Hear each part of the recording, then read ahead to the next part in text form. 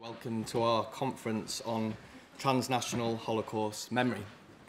It's been a fascinating, absorbing day so far, and I'm now very pleased to introduce our plenary panel and 4 speakers whose work has redefined our understanding of historical tragedies such as the Holocaust and apartheid. They are Marianne Hirsch, Leo Spitzer, Eva Hoffman, and Pumla Gobodo-Madikizela. In their work, they have variously produced the defining conceptual framework through which we approach the post-memory of the second generation. They have considered the legacy of the Holocaust in countries such as Bolivia, Poland, and the Ukraine. And they have helped to shape reconciliatory dialogues in conflict regions around the world, not least through Pumla's pioneering work on the South African Truth and Reconciliation Commission. And I'm tremendously grateful to them all for agreeing to come and speak to us today. Marianne Hirsch is the William Peterfield Trent Professor of English and Comparative Literature at Columbia University and Professor in the Institute for Research on Women, Gender and Sexuality. She is a former president of the Modern Language Association of America and the author of a number of groundbreaking studies, including The Generation of Post-Memory, Writing and Visual Culture After the Holocaust, and Family Frames, Photography, Narrative and Post-Memory.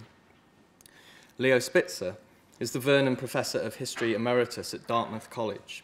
He is also the author and editor of numerous books, including Hotel Bolivia, The Culture of Memory in a Refuge from Nazism, and most recently co-written with Marianne Hirsch, Ghosts of Home, The Afterlife of Chernovich in Jewish Memory. Eva Hoffman is the acclaimed author of 2 novels and numerous works of non-fiction. Wikipedia was right. And numerous works of non-fiction, including After Such Knowledge, Memory, History and the Legacy of the Holocaust, Shtetl, The Life and Death of a Small Town and the World of Polish Jews, and Lost in Translation, Life in a New Language. Eva has taught at various academic institutions, including Columbia University, the University of Minnesota, and the University of California, and has worked as a writer and editor at the New York Times. Pumla Gobodo-Madikizela is a writer, academic, and clinical psychologist whose work draws on the lessons of the Holocaust and other conflicts in an effort not simply to understand these conflicts and difficult pasts, such as apartheid, but actively to overcome them. In her book, A Human Being Died That Night, Pumla reflects on her interviews with Eugene de Kock, the commanding officer of state-sanctioned death squads under apartheid, as he served a 212-year sentence for crimes against humanity in Pretoria's maximum security prison. Pumla served on South Africa's Truth and Reconciliation Commission and is currently a senior research professor at the University of the Free State in Bloemfontein. She is also a patron of the South African Holocaust and Genocide Foundation. So, it gives me very great pleasure to begin this session by handing over to Marianne Hirsch and Leo Spitzer, who will give a paper entitled School Photos in Liquid Time, Reframing Difference.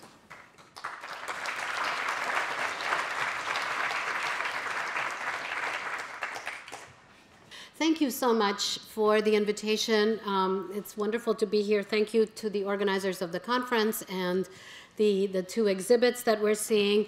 I'm truly thrilled to share the podium with Eva and Pumla, who've been inspirations for my work and whose work I've taught repeatedly and continue to teach and think about and think with. So you will see from the abstracts that this is part of a larger project. We're just going to talk about a tiny part of it here, a very small corpus of figures. And I want to begin by showing you just a few of them. These are a few images of school children that are taken during the Second World War in the ghettos to which Jews were relegated in Nazi-occupied Europe. And our question here is, what are we to do with these images? And specifically for today, how does a transnational frame enhance our understanding of documents that emerge from the Holocaust? And on the other side, can that frame also blur or occlude certain specificities? That schooling continued during the Second World War in Nazi-occupied Europe even in Jewish ghettos and other areas of draconian interdiction, may not in itself be surprising. The effort to educate children and to provide them with a daily routine of school reflected an impulse, certainly, to render a sense of normality and ordinariness to extraordinary times. But I think it is astounding that photos of school children continue to be taken, developed, and saved during these extreme years. In many cases, these images are the last traces that remain of children who were murdered in the concentration camps.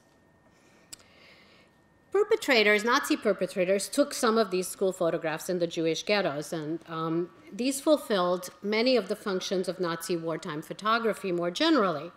They enhanced the enormous lie on which the machinery of extermination rested, that ghettos and work camps were merely transit stations to relocation rather than to death. These color photos that I just showed of smiling school children in the Lodz ghetto, for example, taken by Walter Genewein, a German administrator and amateur photographer, were certainly intended to project normalcy and the continuity of Jewish existence that the benign, and also the benign quality of Nazi rule over the Jews. But school photos during this period could easily also be turned into propaganda against Jews, depicting what was made to appear as their subhuman degeneracy, as this image of Jewish children in Germany, published as a scare tactic in the Nazi weekly tabloid Der Stürmer with the caption Satan's Brood, attempts to do. So in viewing photos taken by perpetrators, we must therefore not lose sight of their blatant staging and more generally of the integral role that photography played in the Nazi killing machine. But victims also took school photographs, both in sanctioned and in clandestine settings of schooling. Before being dissolved, the Lodz ghetto, for instance, had extensive schooling with some 14,000 pupils in 715 educational establishments, for the most part Nazi-sanctioned and promoted by the controversial head of the ghetto's Jewish Council, Chaim Rumkowski, whom you see here. Rumkowski posed on numerous occasions with orderly school children in their orderly classrooms. He used his corps of Jewish photographers sanctioned by the authorities to show how well run and civilized his ghetto was, a tactic designed not only to show off and puff up his own leadership qualities, but also to convince authorities of the continued necessity and worthiness of his Jews. How could such clean and educated children be deported and killed, the images he had taken seemed to ask. Surely this was inconceivable.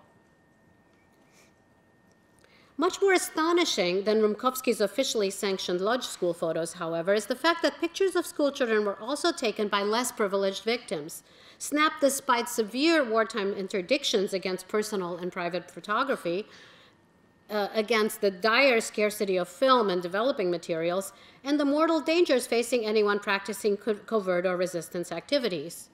These clandestine photos were taken in Warsaw, in the Milek ghetto, in Kovno, in Beijing,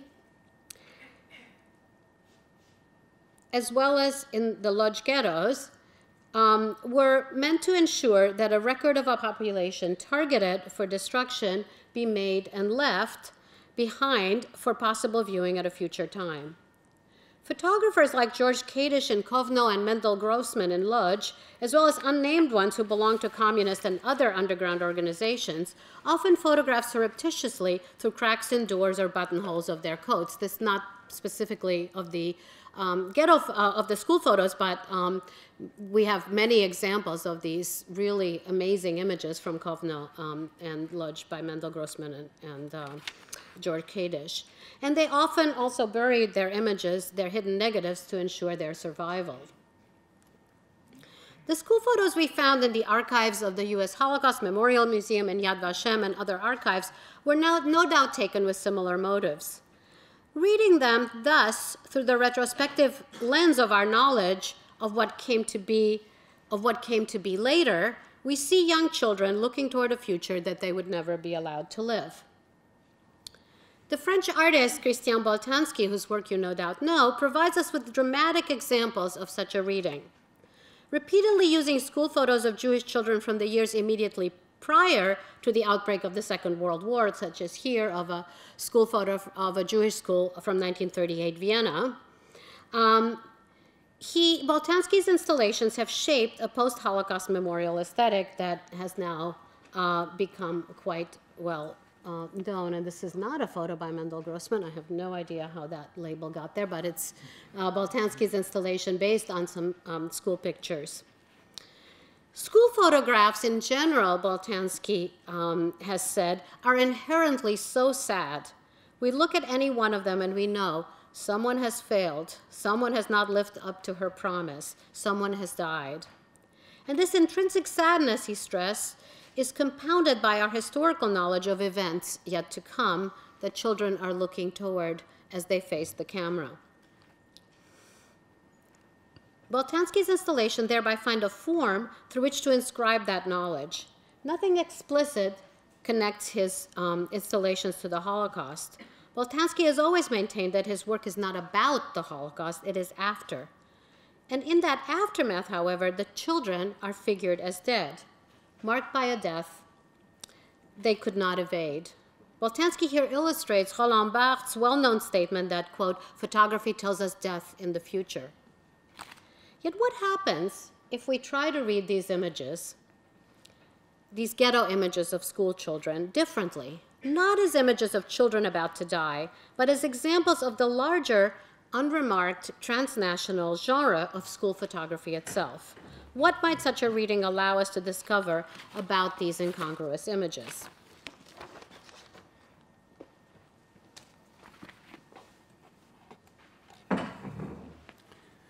Photographs of school children appear very early in the history of photography. The earliest we found is a daguerreotype of the Princeton University class of 1843. And school photos rapidly came to serve as vehicles of some of photography's ideological functions.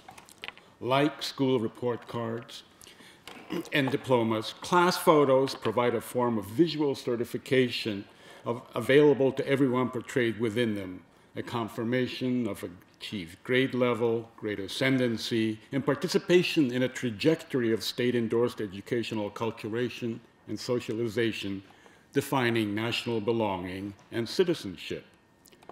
Schools, after all, have normally been the institutions that teach children to read and write, and that provide them with elements of a national literary and scientific culture, and especially its versions of history.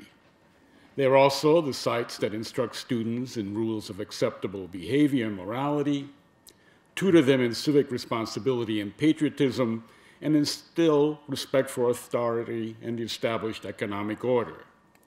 In Michel Foucault's terms, they, like other state-certified institutions, discipline bodies and minds to fit into the hegemonic order.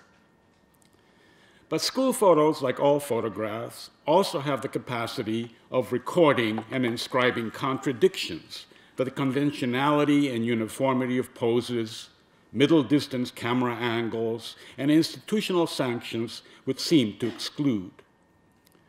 Certainly, every group assembling a number of diverse individuals inscribes a greater range of gestures and meanings than the photographer would have intended to record, or the event of the image would have accommodated. And that event, of course, is not singular. Connected to the complexities and vulnerabilities of childhood and youth, school photographs keep developing, as it were, activating and reactivating memory and affect in shifting present circumstances. Invisibly, school photos contain their own future, a future in which they will be looked at, reevaluated, and in which they will have new roles to play and new questions to answer. They live in what we might call liquid time, a term inspired, of course, by Zygmunt Bauman's liquid modernity, but more specifically by the artist Jeff Wall's essay, Photography and Liquid Intelligence. One could say that institutional images, like school photos, are taken to measure time dryly, from class year to ensuing class year, as it were, projecting normalcy and citizenship into a certain future. But in liquid time, as in developing solution before their fixing into permanence, their trajectory can shift and change, and their meaning can evolve in incalculable and unforeseen ways.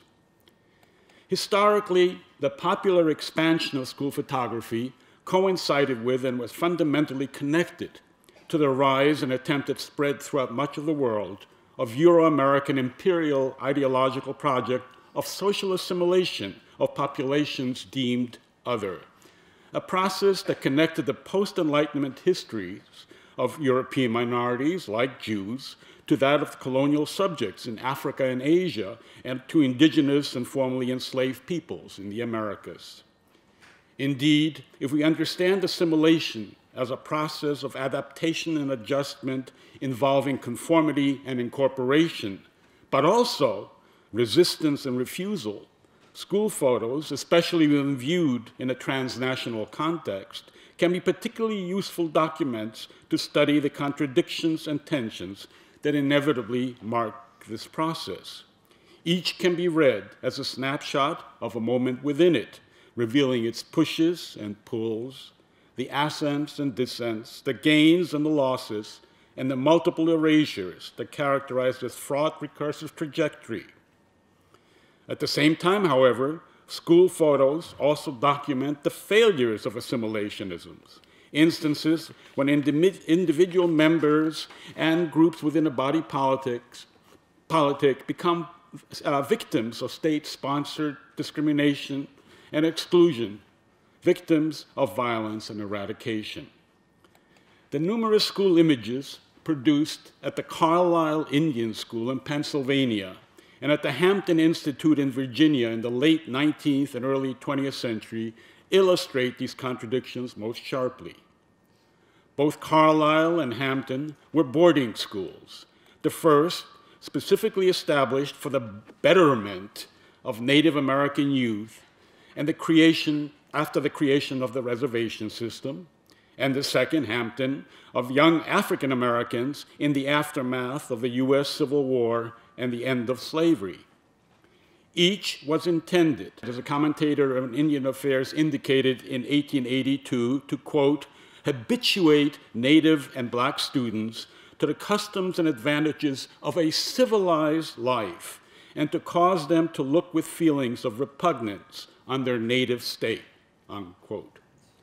Similar photos were also taken in colonial missionary-run schools in Africa and South Asia, as, for example, at Fora Bay College and 2 secondary schools in Freetown in the British colony of Sierra Leone in the 1880s, at Sonnenblom College in Cape Colony in South Africa in the 1860s, in the British Raj in India in the early 1860s, and post-colonially at Victoria College in Egypt in 1950. And you see Edward Said, the 6th from the left up on top.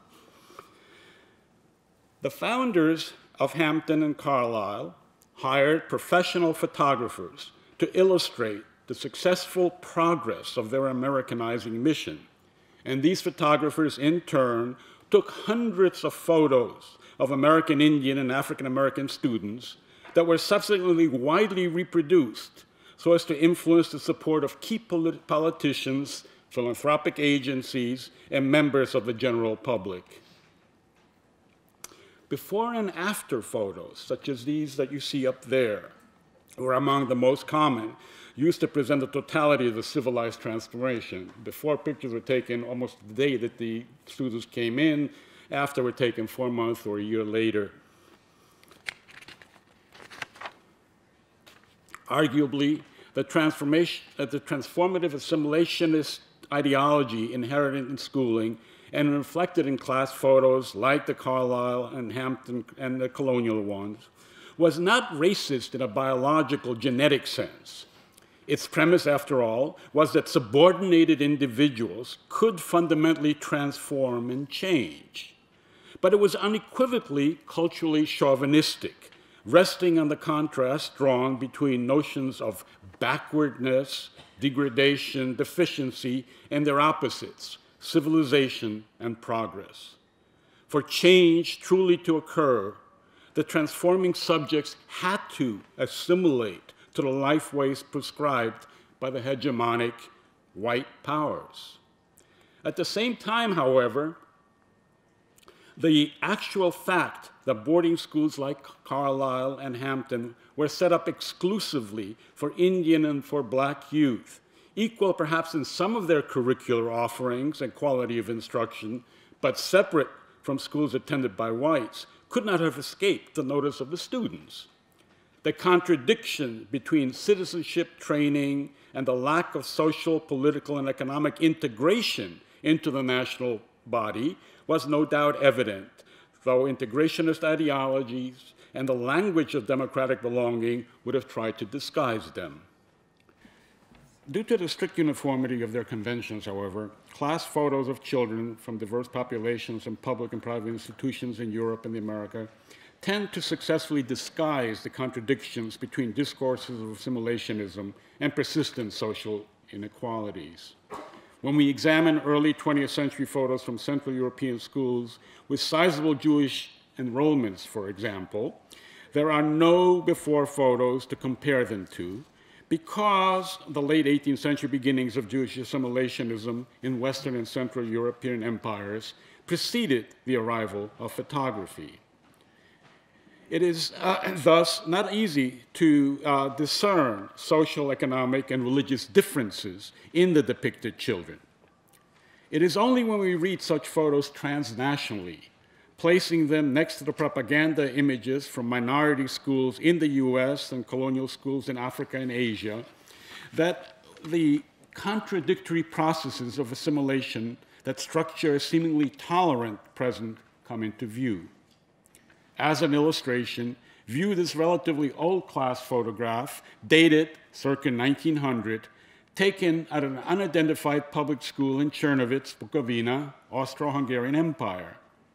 Its caption identifies only one child, Adolf Blond, standing at the back row, extreme right, a boy who years later would survive imprisonment in the Buchenwald concentration camp during World War II and subsequently managed to immigrate to England. Certainly, nothing in the school photo suggests that Blond and other Jews in this class would become victims of extreme marginalization and genocidal persecution in future years, some of it perhaps perpetrated by fellow classmates with ethnic Romanian or Ukrainian family backgrounds.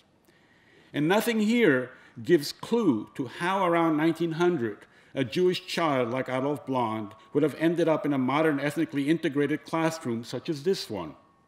Nothing points back to the religious elementary schools, to the Hadarim and Talmudic academies, the yeshivot, that his grandfather and great-grandfather would have attended 50 to 100 years earlier in one of the shtetl or towns in the nearby rural regions before assimilationism became a dominant ideology.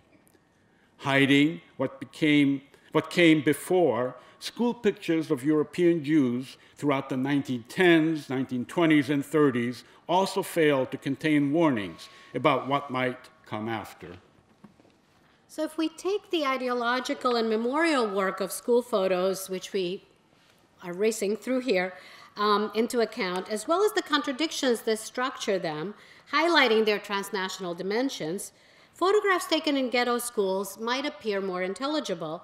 Even a photo such as this one, an image of several girls celebrating finishing school exams by sunbathing and being photographed in the Warsaw Ghetto. These images certainly attest to the life-affirming role that schooling came to play in moments of hopelessness and despair, and to the length to which adults went to ensure that children could learn under such circumstances. And there are a number of memoirs of teachers, really wonderful memoirs of teachers in the ghettos and even in the camps like Bergen-Belsen. In photographing the children in clandestine schools and in hiding, educators and photographers were recording their own courage and will to survive.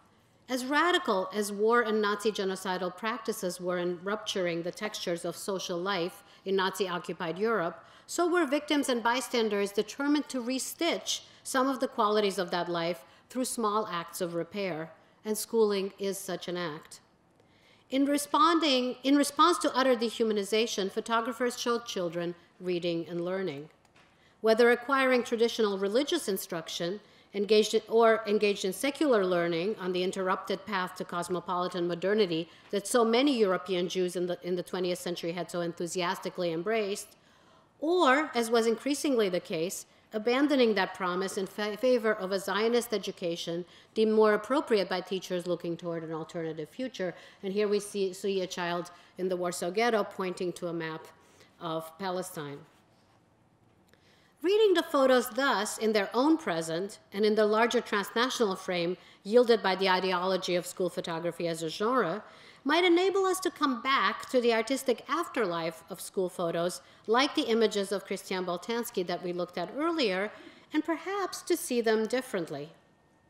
Boltanski is only one of a number of contemporary artists who have reframed school pictures, allowing them to live in liquid time and mobilizing their political and historical meaning for a different present. And you see here Carrie Mae Weems's famous Hampton project. So artists like Carrie Mae Weems and like the American Indian photographer artist Stephen Dale have responded specifically and scathingly to the assimilationist, conversionist messages conveyed by the Carlisle and Hampton photographs.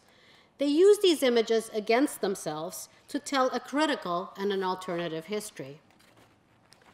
Contrary then to our earlier reading of the post-Holocaust aesthetic of Christian Boltanski as elegiac, might this transnational perspective of the art emerging from school images not reveal additional dimensions in his work, and perhaps also, as you see here in the work of Lori Novak, whose images reframe a photograph that was taken of the hidden Jewish children of Lisieux, who were deported by Klaus Barbie and murdered in Auschwitz, the hidden children in a school in France in Lisieux. Could these post-Holocaust artworks based on school pictures also appear more politically accusatory and resistant rather than simply mournful? In reframing the original photos, Boltanski and Novak bring out some of the contradictory forms of knowledge that they carry, the mixture of hope and hopelessness, the choiceless choices of parents and teachers, the combination of protection and exposure children faced in wartime Europe. In these artistic reframings, the sense of commonality and integration that school pictures perform is gone. The children's faces are completely separated from one another. And gone as well is the sense of a future to be shared, the lies and deceptions that lured Holocaust victims into holding on to education and modernity as a lifeline. In disaggregating the group photos and in disconnecting the children's faces from each other, Novak and Boltanski marked the dissolution of institutions and regimes that would expose children to persecution rather than protection. States that would, on the one hand, appear to incorporate children into nationality and citizenship through schooling and ideological inculcation, but that on the other hand would target a group among them for deportation and murder. Inscribing school photos into multiple afterlives, artists like Boltanski and Novak, like Carrie Mae Weems and Stephen Dale, allow them to continue to develop, making past injustices and atrocities newly visible in new presence. Thank you.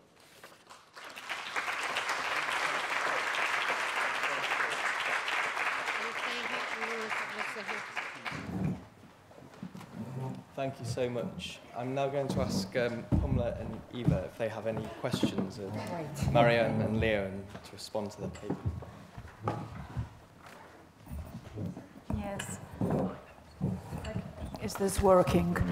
I think it is. Well, thank you, first of all, for a truly fascinating presentation, truly fascinating and moving and poignant and thought-provoking. In a sense, you've started answering my question towards the end, but I was thinking, as you were showing the ghetto photographs, about something that you have written about in your wonderful book, Generations of Post-Memory, which is how difficult it is for us, from our vantage point in time, to transport ourselves into the moment at which the photographs were taken, and to see them from the perspective of the people who were photographed, of the people who were photographing them. And I was wondering about, possible interpretations of the ghetto photos. Was there an element for example, still of real hope? Did they, you know, I mean, the sort of the ability to sustain hope in those circumstances is amazing, and, you know, is seen in other ways as well. Was there still an element of real hope? Was there an element of denial? Was there perhaps an attempt on the part of the adults to give the children a kind of saving illusion? You know, to shield them for, you know, as long as possible from what was going to happen, all of which would be forms of courage and psychically reparative, even in these terrible circumstances. And I think about Janusz Korczak, who was a pedagogue before the war. If I can extend my question for a moment, a most wonderful pedagogue who ran orphanages for Jewish children in Warsaw, and I think his pedagogical methods, you know, should be looked at and I think revived today. But he went, he accompanied the orphanage children into the Warsaw Ghetto, although he didn't have to. And he stayed with them, even though he had offers of being rescued, several offers of being rescued. He stayed with them, and he accompanied them on their last journey, on their journey to Treblinka. In between, he taught them, he held classes.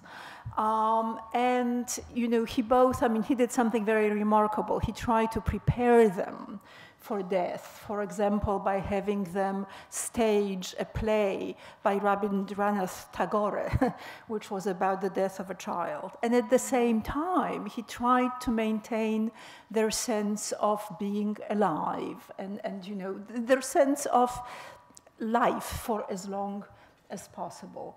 So I was wondering about all of this because, you know, in a sense, it seems to me that the import of these photos is the opposite of the civilizational photos that you were showing. I mean, those are photos, you know, about the induction into civilization.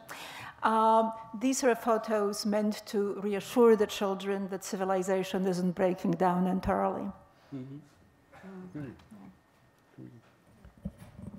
Thank you. I think it's a great comment and very helpful. And I mean, I think, as you said in the book and in our more current work, I think this issue of temporality is really important. And it seems to me that the one thing we can do for the people in these photos, or for the victims who've left us journals or poems or other kinds of documents, is to try to read them in their own time. That's very hard because we know too much to be able to do that. But if we read them in their own time, looking forward rather than backward, and I think we're participating in something that Matt talked about this morning, which is the turn of memory to the future. Because there are many different futures, right? I mean, there's the future that they were looking forward to, but there's also the future that we're looking forward to. And I think in order to be able to think about the future, we have to look at the future of the past, you know, in the Koselleck term, as well as our own relationship to the future. So I think trying to honor or respect that present moment is extremely important. Of course, it's also very, very difficult to do, knowing what we know. Right. I have very little to add to what Mariana just said. I think that, you know, the questions that you posed, you know, denial, saving illusion, real hope, all of these were probably at play. All of these were probably at play. I mean, I think there was a denial, there was a hope, there was some form of saving illusion that was created through having photographs and through having some kind of sense of normality. Even the schools themselves created that. And I think, as Maria just pointed out, it's trying, at least trying to read those photos or those examples that are left to us from the time, in their time, but trying to read them as they might have wanted them to be. is perhaps a small act that we could perform nowadays, some kind of performance of repair, a small act of repair, and that's probably all that we can do. It's really acknowledging that present that I think is important. We can read them now and try to put them into some ideological context and so on and so forth, but really the central issue is really to acknowledge them in their time, in their present, and to try through that to make some kind of recompense, I'm interested in this question of transgenerational memory and how the images might be used to engage with the next generation, engage with them about issues of the past, but most importantly about how to repair the past, not only socially, but also in terms of relationships between victims and perpetrators. Coming from a country where victims and perpetrators live in the same country, and having worked in communities, societies such as Rwanda, where victims live as neighbors with perpetrators, how does one use these photographs of the past, the images that are so vivid, about the past? You see them at memorials, at the museums in Rwanda. We see in South Africa, for instance, images of Robben Island, of Nelson Mandela all the time, about his, standing up, to the atrocities of the past, standing up in front of the courts, and what they mean for black people, but what they mean for white people who identify with perpetrators. So how does one use images and how does one navigate the potential, the possibility of deepening the divide rather than bridging, the divisions of the past in order for some form of reparative healing to happen? Well, this is a very challenging question, of course, and we're talking about such different contexts, and I think we need to keep those differences in mind. I guess one way to try to approach the question, which I'm sure we're going to talk more about after your presentation as well, is to look at the work of the artists that we showed. I mean, these artists also come from very different histories. But what I see in Carrie Mae Weems's Hampton Project or in the images of Stephen Deo that we showed is really a critical memory. And I think, is there a way, and I guess it's a question I would send back to you, is there a way to have a critical reading of the past that also looks toward the future? So they're very scathing and very sarcastic, ironic images that give a critical reading of some of these photographs. But at the same time, I think, can you use that critical memory to move forward rather than to stop you? And I think, some of these artists can actually do that. And that's why we wanted to take Boltanski out of that frame of the kind of nostalgic, elegiac, these are children who are looking toward death, and to see them as a weapon, really, as a way to accuse the past, and to say it can be reframed to move us forward. And I think maybe that's a very vague answer, but that's one thing that some of this artwork based on the school photos can do. Another thing about school pictures that's so great is that we all have them, right?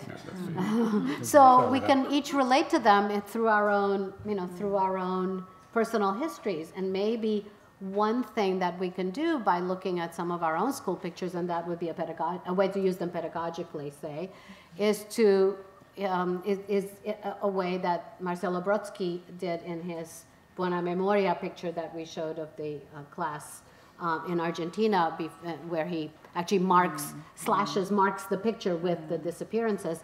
But then he uses that, he projects it in the school today, in the very same school today, to allow children to relate to what happened in the past in their very school and in the very seats in which they are seated today. And that's another, that's one way these images can be used? I found that the danger or the potential danger with doing that sometimes, if one is not careful, is that the children who identify with the different sides, so to speak, it evokes, you know, memories of the past in the children themselves, so that sometimes we've done, for instance, with images from the Truth and Reconciliation Commission, where children who know nothing about this or very little about this past, and then they see these images, and in the playground, they begin to enact, you know, the past, and there's fighting, and so they almost like telling the story or living out the story of the past, and how one contains these kinds of memories that are not really their memories, but they return nonetheless because they've now been, you know, they've been re-invoked. You know, they are there somewhere, but they've been re-invoked to the extent that they're acting them out in the playground. And so, suppose there's always this danger, there's always this tension of, you know, evoking the past in a way that is destructive rather than more reparative and constructive. But could you say that children acting out all the different parts might be an educational tool rather than a bad, you know, like that it could be a good thing to just try these things out and in play, in a safe space? A teaching moment, if it is contained, you know, as an educational tool rather than to allow it to play out, you know, out of control, right? You know, right. if it happens, and then there's much more containment of the act as such. I suppose there might even be the possibility of switching roles and you know, if one wants to think about it educationally. But is this an argument for the need for words to accompany images? Right. Absolutely. Simply, I mean, you know, I keep thinking, yes, an image is worth 1,000 words, but only if it's accompanied by 1,000 words. You know, otherwise, Absolutely, it can be misleading in so many ways. You know. Moving on. We're going to have plenty of time at the end for questions from all of you. But before we sort of widen and open up the conversation, I'm now going to invite Pumla to give her paper, which is entitled Second Generation Dialogue with Internal Others, Memory of Pasts and the Possibility of Repair. Thanks.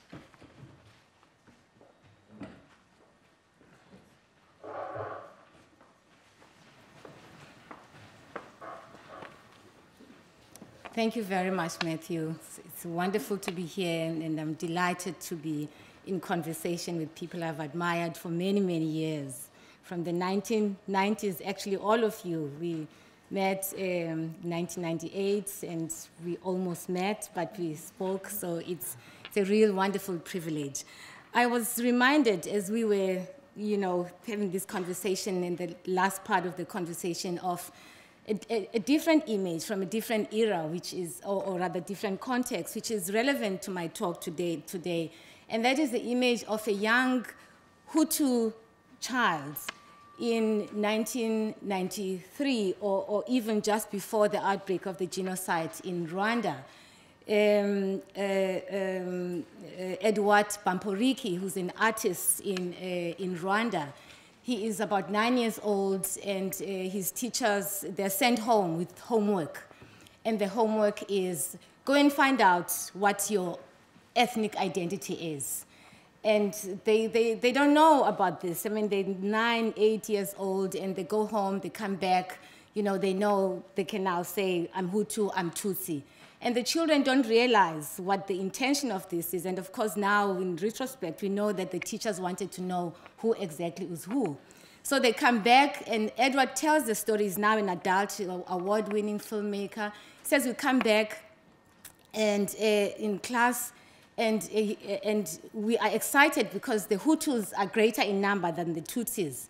And so during break, we all go out to play. We play soccer. We divide ourselves into Hutus team and the Tutsi team. And because the Tutsis are fewer, we give them some Hutus. This is how he puts it. Now, it's really a remarkable story, which I will not go into because we don't have time. But to cut this long story short is that it is an awakening for him when the genocide breaks out. And when he returns to school after the genocide, and all his friends who are Tutsi are not there, he starts to write a poem. And in fact, his art as a poet and a filmmaker develops immediately after, and he leaves school, and he is celebrated as a national poet by Kagame. And it's a heart-rending story of how a child's memory returns to haunt him, and he talks about it and writes about it and creates art from it as a story that haunts him. He says, this memory, it haunts me. This memory drives me to create this film and this artwork. And his work today is involved in engaging in creating spaces of dialogue in order to heal his own Hutu people, in order to help Hutus to remember, not to forget and to deny the past, but to engage them and to force them into remembering. And this is how he's living his life today. And so my work begins with this story of dialogue and the importance of dialogue in healing the past, particularly in countries that live with perpetrators and victims and bystanders. There is no choice, because this is where people are, this is where these memories live, and these memories have to be faced. They're not always faced successfully, but they have to be faced. And dialogue becomes the tool to engage with these pasts. The lens of dialogue in these debates about how individuals and groups face the past and wrestle with its painful legacies is crucial in our countries like South Africa and Rwanda, where we live together with these historical memories. In the aftermath of genocides, political trauma, and wars of the 20th and 21st centuries, exploring the deeper significance of dialogue in post-genocide and post-conflict contexts brings a critical research perspective to bear on some of the most troubling realities about the aftermath of mass trauma and violence across multiple generations. More importantly, engaging with dialogue contributes insights on how the intergenerational repercussions of both traumatic memory and the burden of shame and guilt might be interrupted. And my work is more interested in this question of how do we interrupt the repercussions not only of traumatic memory, but of guilt and shame? How do we avoid the continuing denials and the continuing avoidance of confronting these memories? So what I want to do, I want to introduce the discussion by referring to examples from these two contexts, Rwanda and South Africa, in order to show that, to give these illustrative examples, in order to show how dialogue opens up transformative possibilities that point to a more general horizon and debates in civil societies about a kind of ethical remembering, rather than a remembering for the sake of remembering. Now, the first illustration is from work that we did with a group of researchers that I put together from South Africa and the US, traveled to, in fact, Eva was supposed to be part of that team. She couldn't join us. And we went into Rwanda speaking to people who were working side by side as victims and perpetrators. In some of these cases, people were working with men who left them for dead. And now they live as neighbors. They didn't die, they are alive, and they invited these perpetrators into their living rooms. It sounds surreal, but it is actually real. Now, one of these stories, or the first story I want to share, is by a young man who, in a sense, is the second generation. He was born around the time of the genocide, and is now, by the time we visit, he's 21 years old. We were there at the beginning of this year, last year in April, during the commemoration. And so we asked him the question. We're sitting in the lounge of a woman who has no arm, who was left in the swamps by the men across whom she is sitting in her living room. And the man had left her for dead, and others. He was one of the genocidaires. And now she is leading the process of dialogue about this past in this community. It's in the southern part of Rwanda called Bugesera, where most of the violence happened because that's where most of the Tutsis were concentrated. There's a long history of why they were there. And they're facing each other. And this young man is part of this group, of this dialogue group with the past. And so after they've shared with us what they're trying to do, how long they've worked together, the kinds of activities they're involved in together, we were interested in this young man because he was the youngest and he was a baby at the time that the genocide started. So we asked him, what does forgiveness mean for him? Because people, they use the word forgiveness a lot. Now, I don't want to go into what the word means. I've come to realize that actually the word doesn't matter. In fact, it is the wrong word. I've come to think of the word forgiveness as the wrong word. The other word is more, what emerges in this engagement, in this dialogue between people coming from different sides of history. What is more relevant is the emergence of the unexpected. In all these cases, people use the word forgiveness, I think, in search of trying to find meaning to this kind of coming together and coming close together with people that have been former enemies, and now there's this sort of coming and connection. And it seems to me that the word is not so much forgiveness. People use it, of course, and it means different things. It seems to me that what's more important to understand is that there's something that emerges in these conversations that are surreal. There's something that is unexpected. People come together with different questions. They want to know, how did my father died or my mother died? What was my mother wearing? Was she afraid? Did she show fear? What did they say? What were their last words? They ask all these questions almost as if they want to reconstitute the event so that they are there, they place themselves symbolically at the moment of the event. They are present at the moment of the event, albeit in a symbolic way. And when that happens, it allows them, it creates different kinds of subjectivities. And this is what these processes of dialogue do. They evoke different kinds of subjectivities. You come and enter the space as an enemy, as hating the other person, and something happens in this space of dialogue that opens up a new kind of conversation or gives you new language to articulate what actually happened in the past, because now you are there, you were there, you are there in a symbolic way. And so this young man, then now, he was very young and now he's an adult, he's involved in these processes. He says, we asked him the question, what does he mean by forgiving the perpetrators, and what would his father say? We asked him specifically about the notion that the living cannot forgive on behalf of the dead.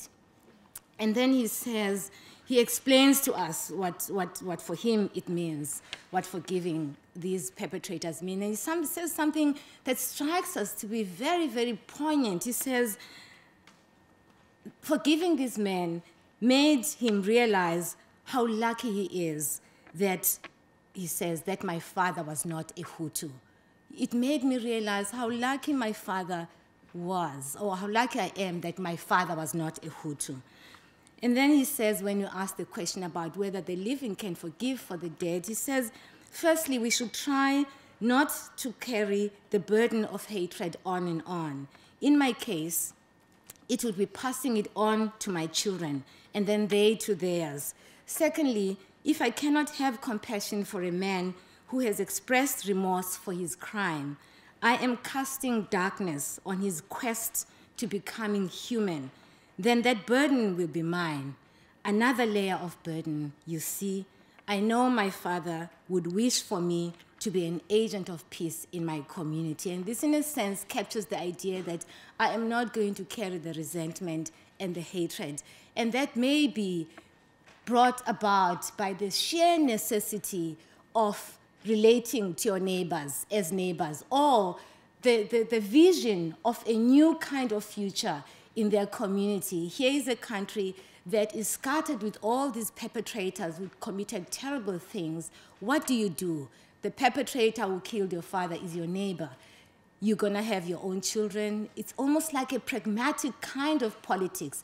But I think it's much more deeper than that. It seems to me that it is a vision for a new kind of future, a future that we are now writing. We are redefining the future, not as a future of hatred, but one that is premised on the idea of connecting and understanding. A second example that I want to share with you is from South Africa. Young girls, sorry, they're not girls, they're young women now. They were girls when their parents were murdered by a perpetrator who in South Africa has become the embodiment of all that was evil about apartheid. He is, in a sense, the carrier of all the evil of apartheid and is serving all these years in prison. Eugene de Kock is his name. Matthew referred to my work in interviewing him for more than 46 hours and interviewing as well victims or survivors or children of survivors whose parents were killed by him.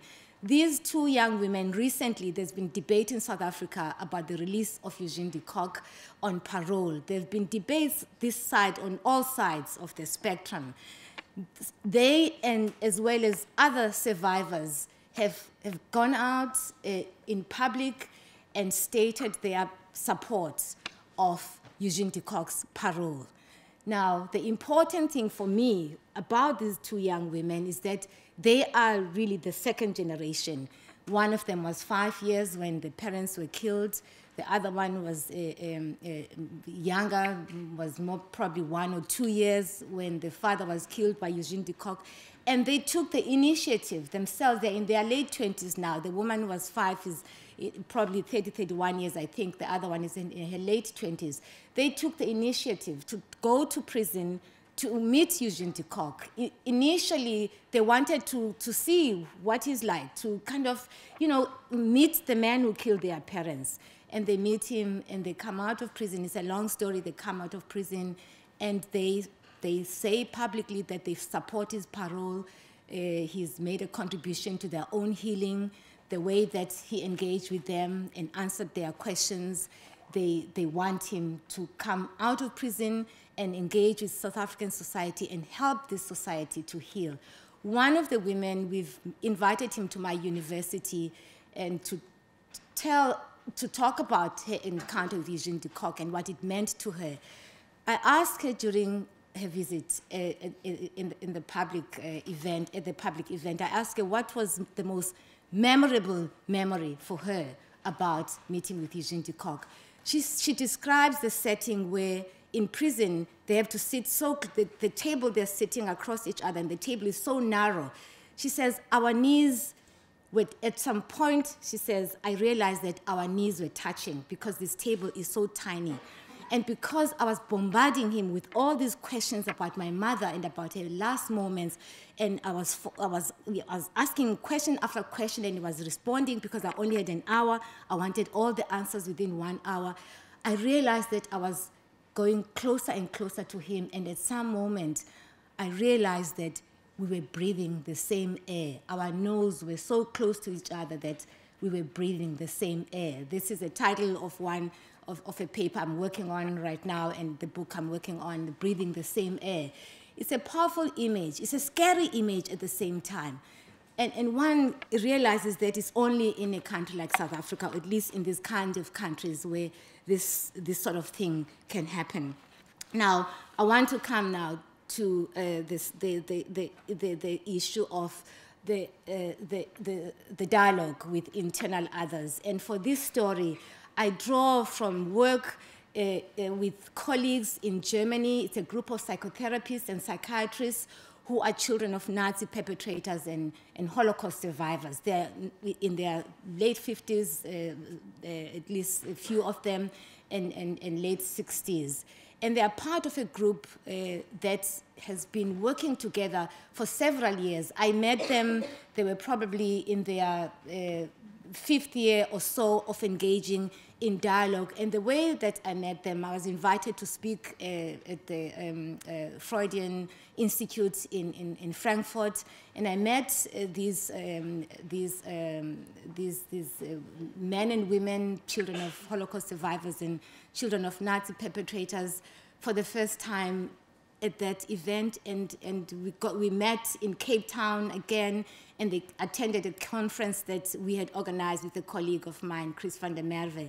And that really was a turning point moment for us, because at that conference they came with other generations, with their families, almost like bringing, you know, generations related to their story of the trauma.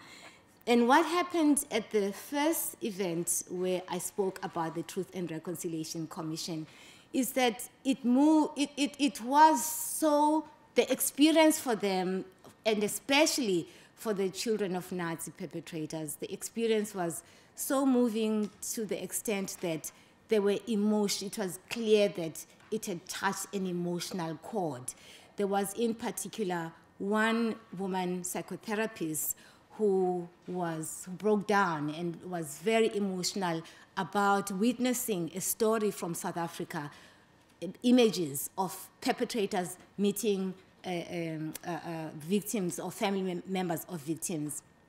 And that moment of encountering this story, this narrative from South Africa, opened up for her a whole new world. This is a person who had never wanted, had avoided to go and read her father's files, although they had been opened for many years. She couldn't go and read her father's files, who was a Nazi perpetrator, and she had never gone to Auschwitz. She was afraid, there was something, an avoidance, a fear of going there.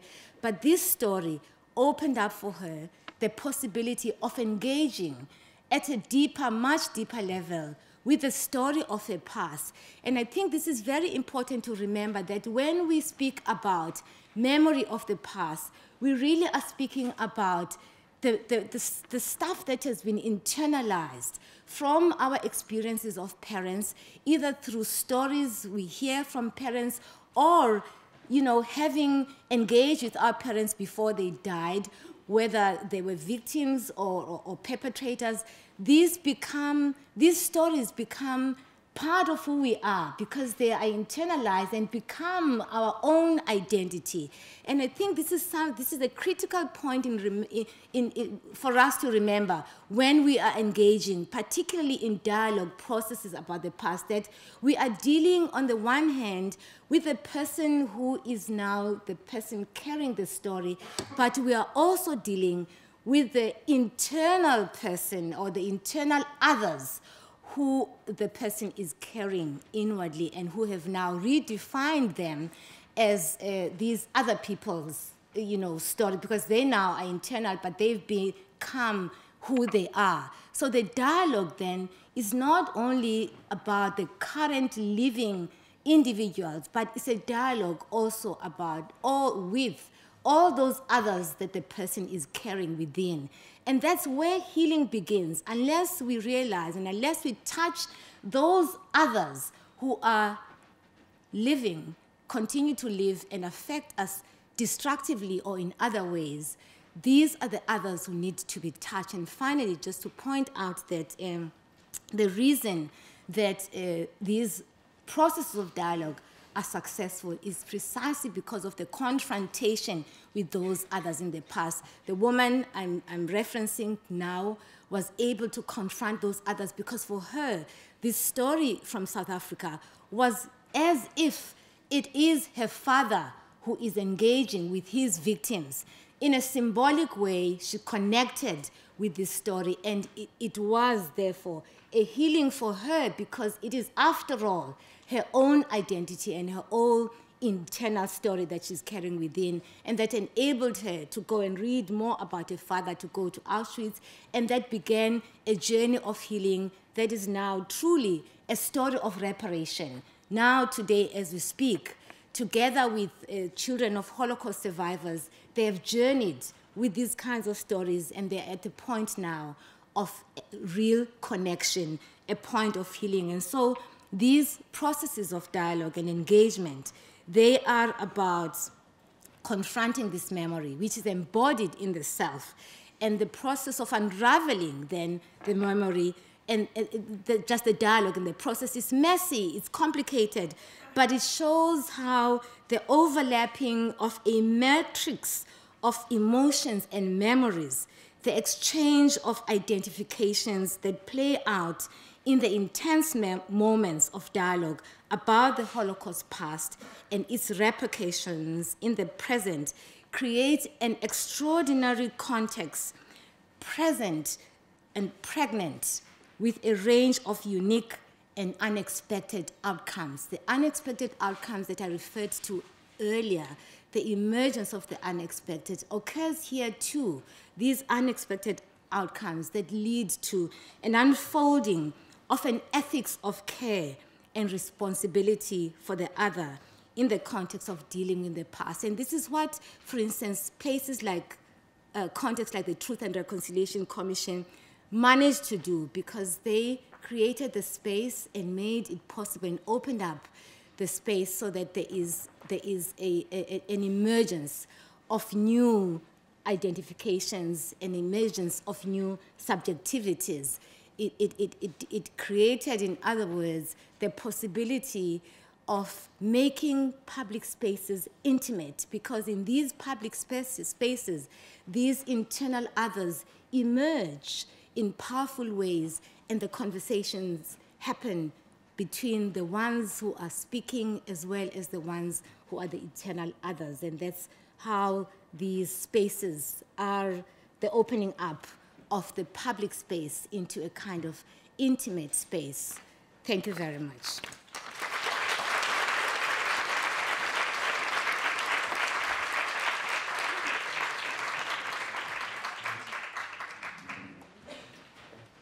Thanks very much. We've got some time now for questions, but first, I wondered if Marianne, Leo, or Eva would like to respond to Pumla's paper, or if they have any questions. Yes, well, thank you. It is so moving and so revealing what you have told us. There are so many thoughts that I have as a result of what you have said. My first question, though, has to do with the dialogues in Rwanda. Because, I mean, yes, I mean, that must be incredibly potent and incredibly, I would think, difficult. And as you say, absolutely necessary and hopefully very salutary. But in a sense, you have talked about, and I think we often think about, as we think about these dialogues, about what the victim needs and what the victim needs to do. What happens to the perpetrator in these dialogues? What is required of the perpetrator?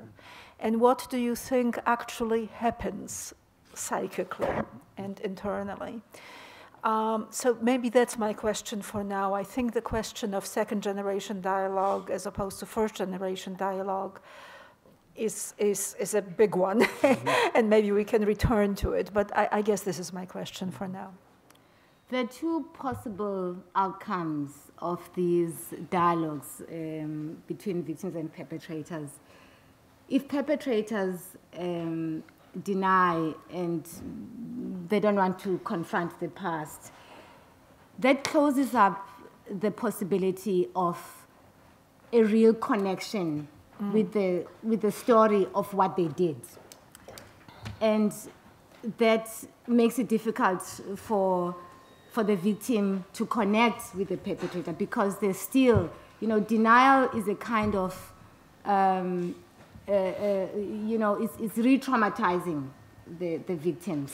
And so if the perpetrator continues the split, because denial is really a split, the splitting off the side that committed these terrible deeds, and keeping it away from the side that they want to see themselves as. They want to see themselves as loving parents, Christians, and so on. We see it very often in South Africa.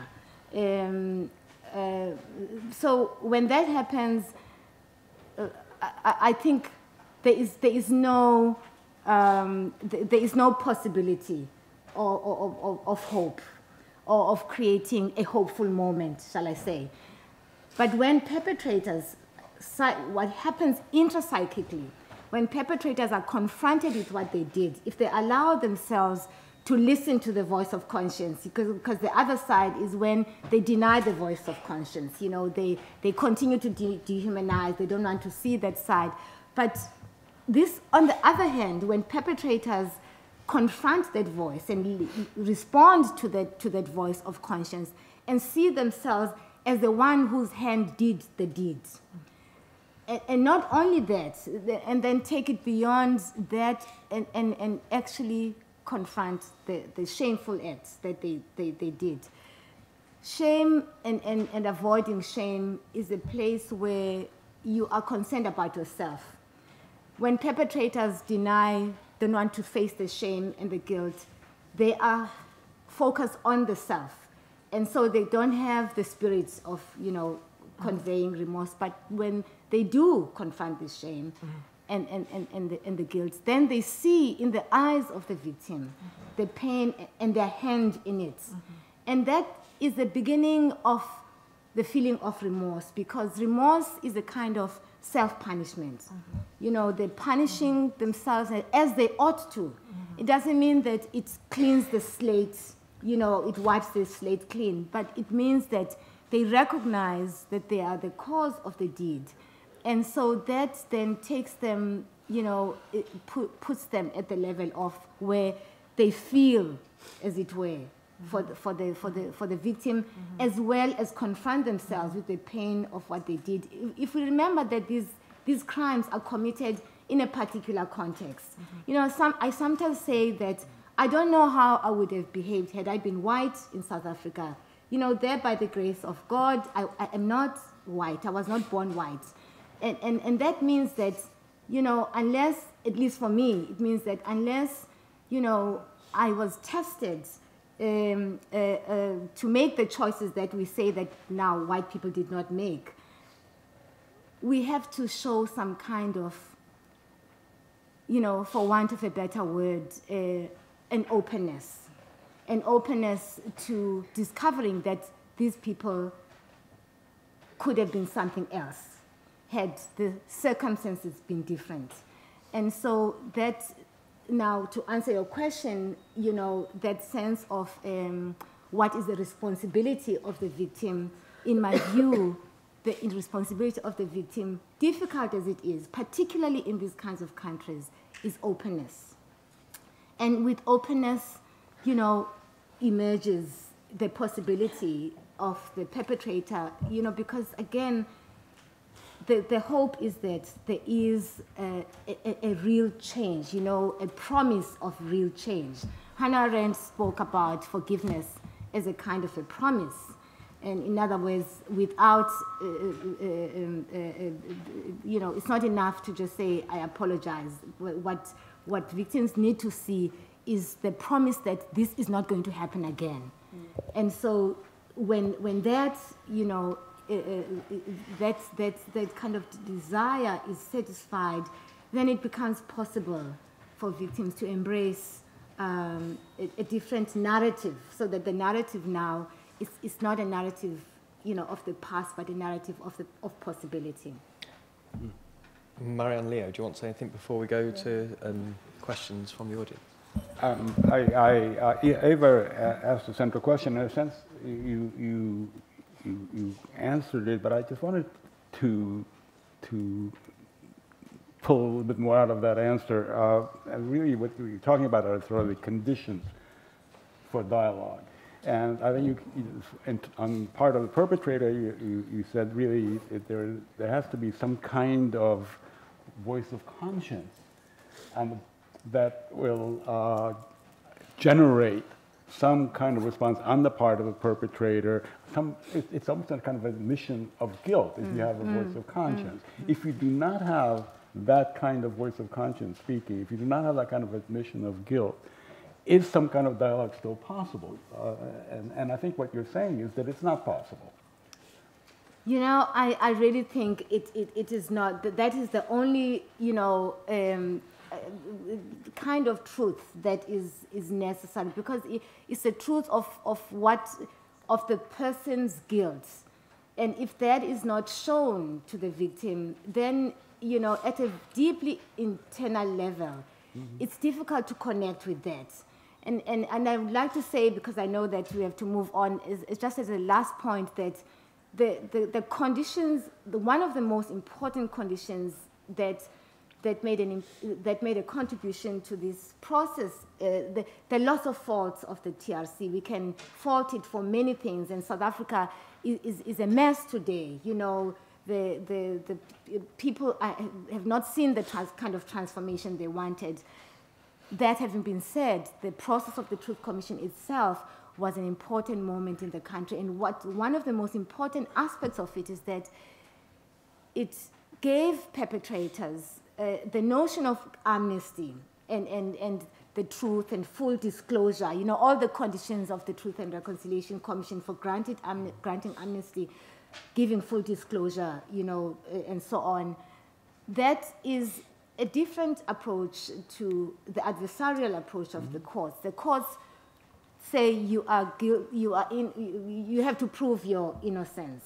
So people come to courts actually either wanting to admit as little as possible or not admit at all. Here it was a situation where you are rewarded for admitting the truth. So there is no fear. So that then creates the conditions for these possibilities of reaching deep into their conscience, listening to the voice of conscience, because there is no danger of being punished. But the value of that is that then it allows for these conversations that are healing to a certain degree, or at least the beginning of the journey of healing for victims. That's not the only story.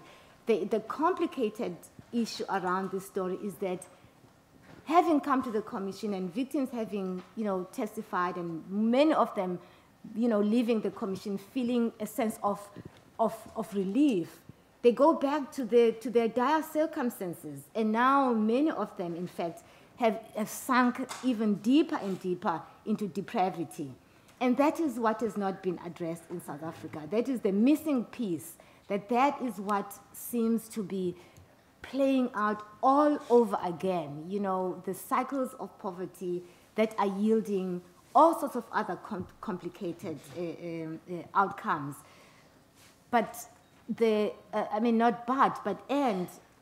even with all of that happening, the story of the process of the Truth Commission and what it did, the language it gave us in South Africa to speak about the past, freeing victims and survivors to speak about what happened to them, not with fear, because there was an audience that was ready and wanted to hear them. Here was not a story of silencing victims. It was an encouraging story. So we have that history. We have that moment that allowed these stories to unfold and to be heard and to be given dignity. What's missing now is that this current generation of the majority of South Africans are experiencing the same depravity that their parents experienced. And we need to understand that. We need to look not only to apartheid to be sure, but we need also to look at how the current leadership has drawn lessons from apartheid leaders on how to dominate, how to be in power, how to claim power for themselves. Should we take some questions now from the audience? Yeah, Rachel, is there any questions from anyone for any of our speakers? Yes, there, thanks. Yes, thank you very much. I have a question about this this dialogue between perpetrators and the families of their victims, maybe their former victims. Recently, I became aware of the work of Lee A. Payne, who works on perpetrator performances in post-conflict situations. And this word, she consciously uses this word performance to talk about how perpetrators stage their own sort of confessional performances, and how they conform to particular generic frameworks, how they allow for particular effects from their audience.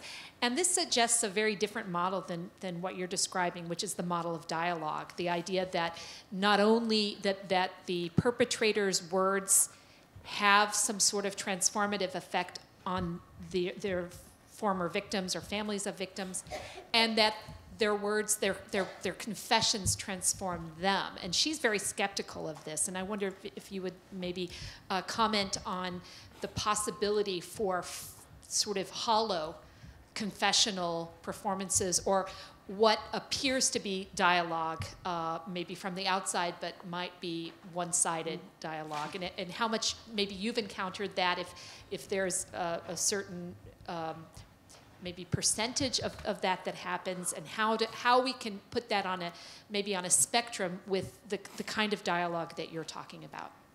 I think it's very important to keep in mind that there is a range of responses. I mean, in a similar way to how victims of trauma respond to these dialogues, there are also perpetrators who deliberately, in fact, use the conditions that have been created to get away, to sort of,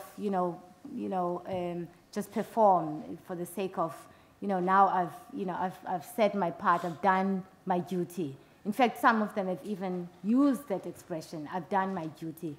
And in some of these cases, victims have rejected, the statements of perpetrators just outright and said, you have not shown any remorse, you're just using words, you're reading from a book, as it were, you're performing.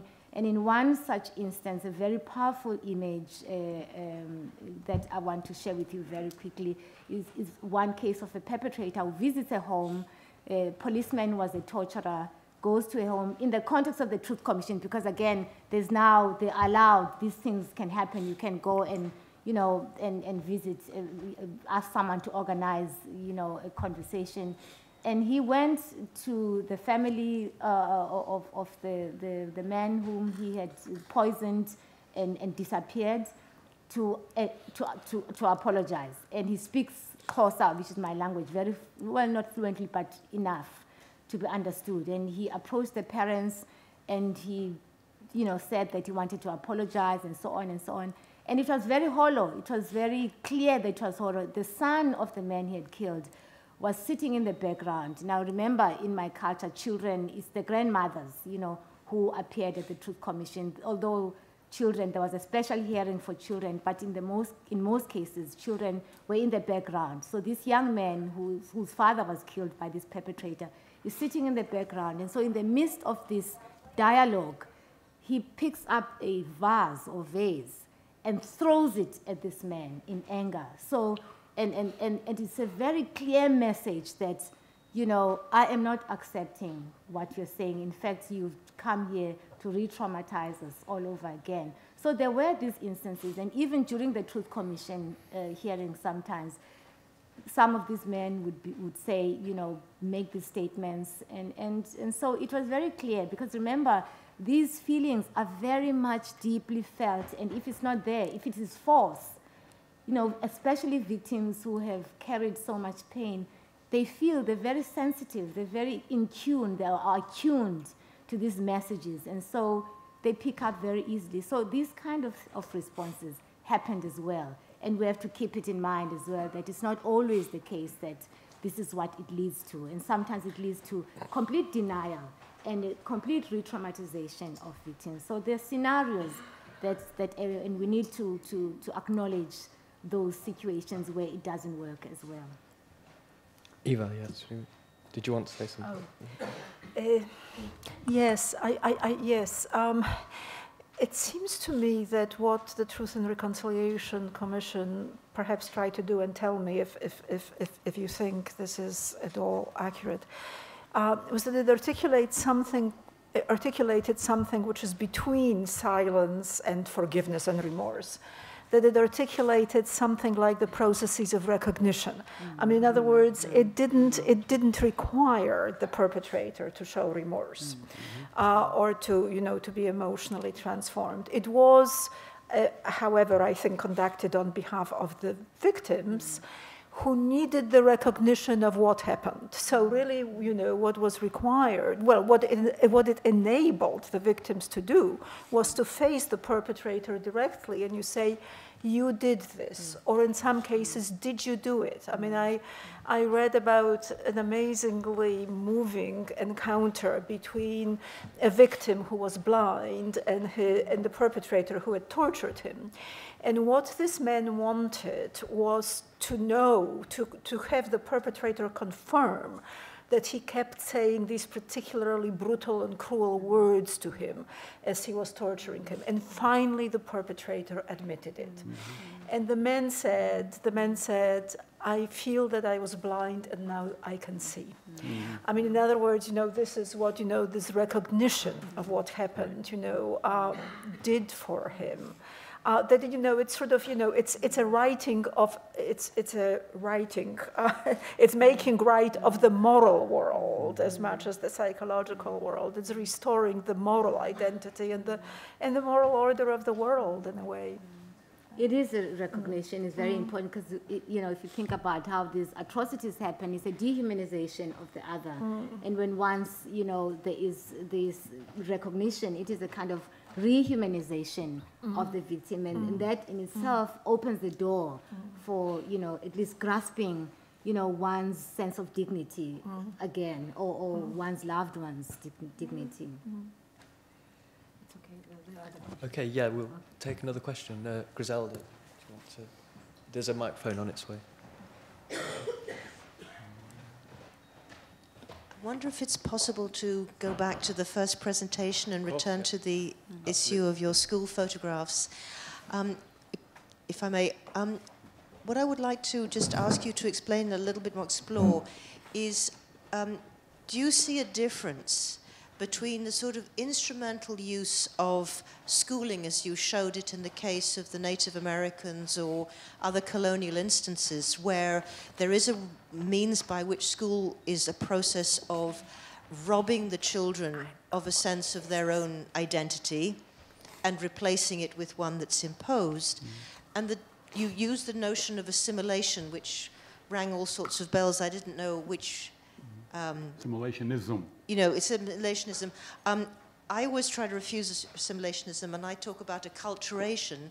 But obviously, clearly, for the Jewish world from the late 18th century onwards, when the Edict of Tolerance is made by the great emperor of the Austrian Empire, to say that Jewish people can participate in Christian Western education, you have a tradition within the Jewish community to take this as a part of engagement with modernization. And there's a difference between having something imposed on you that violently wrenches you away from your potential cultural national histories, and those which are embraced as part of a much more complex negotiation of a relationship between Jewish identity and modernity, in which schooling and education seems to be one of the crucial elements of it. So I just felt, could you say something more? Because you gave to the notion of assimilationism a kind of heavy negative sense that this was moving away from some authentic Jewish, as opposed to the sense at which education for women as much as for, I mean, some of those pictures are just little boys. I was interested in when women enter, but that there is a positive engagement with the chances of education, even though they pose a particular kind of conflict between traditional Jewish religious identity and Jewish modernity. Yeah, I mean, you're absolutely right, and of course, in the longer version, this would be a central issue and a kind of difference between these examples. The Jewish example, however, and the Native and African American, even colonial examples, there is a promise in all of them. And the promise is actually an integrationist promise. It's not fulfilled. There's a promise of ultimately, even in the Native American one and in the African American one and the colonial one, that one will ultimately be part of some kind of integrated society. and which is not obviously fulfilled in a colonial or in the African American or in the Native American or even for that matter, of course, in the Jewish one. But the promise is there. And the differences in terms of the violence and the nonviolence, well, you know, in the case of the Native American, in some cases it was extremely violent. And it was certainly the bringing of the children sometimes for the thousands of miles from the west to the east, the immediate cutting of the hair, the transformation in terms of language, the forcing of English on the language, all of these things that were extremely violent acts. On the other hand, what also is apparent in the, if you read many of the memoirs that came out of this experience, children's memoirs and others, they certainly do, there are memoirs that really do bring up the violence, but there are also memoirs that bring up the promise. And the promise is in some ways that one would belong to some kind of larger society in which everyone participates. So there are differences, to be sure, and I think what you point out is a central issue. But I think the promise, not fulfilled, the promise was very, very similar in all these cases.